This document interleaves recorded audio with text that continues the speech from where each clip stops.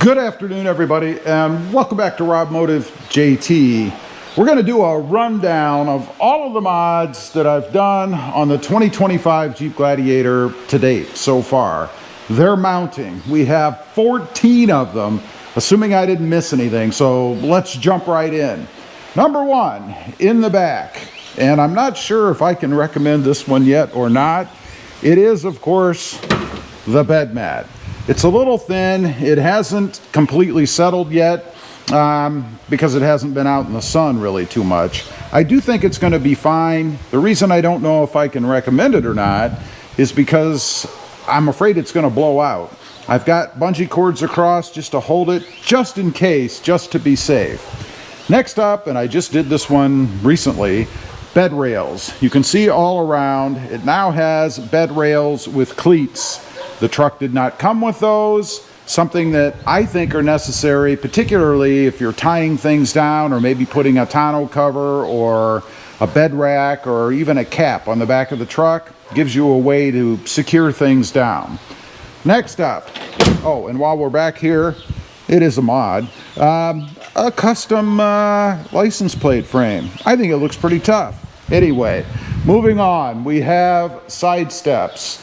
These are something that I wasn't sure I was going to put on, but the wife wanted them, and now that I have them, they do come in pretty handy.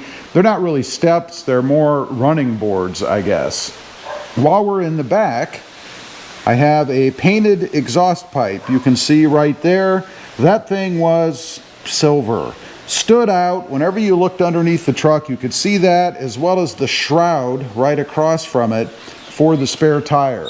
I painted it black because I just wanted it to blend in a little bit more, and it does. It's a pretty good look for the truck, I think.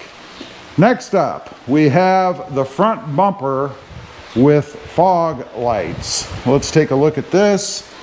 I added this recently. It actually came off of my wife's 2018 Jeep Wrangler two-door. So it shows, I guess, that Jeep has not really changed the setup because it's a direct bolt-on. Very easy. The only thing that I had to do was splice the connection for the fog lights onto a different plug because they changed the wiring harness plug for the setup. That's it. The fog lights, they are LEDs. I did put those in. I did not reuse the ones that came with the truck that were halogen. Moving up, we've got headlight smoked covers, if you will. These are merely held in by friction. They seem to fit pretty well. I don't think they're going to fly out of there, but time will tell. There is no adhesive or anything else that holds those on, so I was a little leery when I first got them, to be honest, but I think they're going to be just fine. I'm looking at my list up here, by the way, so that I don't miss the next one.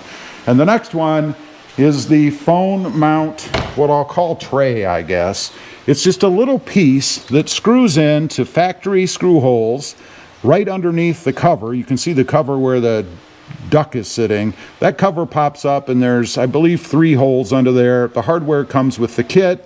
I kind of made up my own fasteners, or my own phone holders, I should say. Depends on what you're using it for. I use mine for a phone here and then a GoPro camera, which we're on right now, over there. Whatever accessories you have, whether they're handheld radios, I know a lot of off-roading people use those things, phones, cameras, whatever it is, mighty handy mod to be able to have things right up there in front of you. Moving to the back. I always put grab handles on the back of the seats. I think they look cool. I'm not so sure about the color yet, and I don't believe the wife likes the color, so they'll probably be changing. But I do like having them there, and they do give another point for people who are getting in out of the truck to grab onto. We, of course, do have a grab handle here, but why not have another? And I think they look pretty darn good. Moving over, the glove box tray. This is that little tray that fits right there in the slot above the glove box. It's pretty handy to throw your phone or change or, you know, whatever you want in there. It just gives another storage point. And I can't tell you how many times people have jumped in the truck without having those. They go to sit their cell phone there, and it falls right through because, of course, there's nothing there when it comes stock. While we're on the inside, also door sill plates or covers. The truck came without any door sill protection. And of course, when you get in and out, you can see foot marks here from where me or my wife, I guess, get in and out of the truck. You don't want to scrape up your paint, right? So you get a pair of these. They're double-sided taped, adhesive held. They work really well. Looking in the back, we have the same thing here. I was a little unsure about these when I first got them because they had a little memory to them. In other words, they kind of bent this way a little bit, and I thought maybe they'd pull up. They've settled down, no issues with them whatsoever, and I really do like those. Next up, and you probably have seen this already, the flashlight holder or the brackets for the flashlight. This is pretty simple. It's held on by friction, if you will. You can see there's the flashlight. Of course, the flashlight pulls out. Handy place to store a light if you ever are in a situation where you might need a flashlight, or maybe you're just in the garage nosing around and it's handy, it's right there. It is battery operated, not rechargeable battery operated. I really don't like those. I know the batteries can go dead and then my flashlight won't work, but still, I like being able to just pop new batteries in it and not have to wait for it to charge should I ever need it. Moving on, back to the outside, some little keyhole covers. Of course, the truck has two silver, not one of my favorite colors, keyhole entry points here. These are just friction held. They pop right on, they pull right off. Very simple. There is no adhesive, so it's not going to be a chore if you ever need to unlock the Jeep with your key fob, you know, the little key that pops out. For instance, if your key fob battery goes dead or something and you can't push on it to open the door, you just pop that off and stick the key in there, and it's really pretty easy. Lastly, floor mats. Everybody and their grandmother sells floor mats, right? These were a rather inexpensive set that I got. They look good. I got them because of the tread kind of pattern on them. I thought that was pretty neat. Perfect fit in the front. They do have the covers that go over the points that hold them down.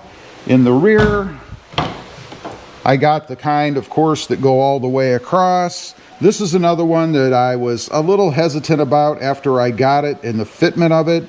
It has one hold down kind of compression point right up in the top, and then it has just a little nub that fits over the little stud that's on the bottom as opposed to another compression point.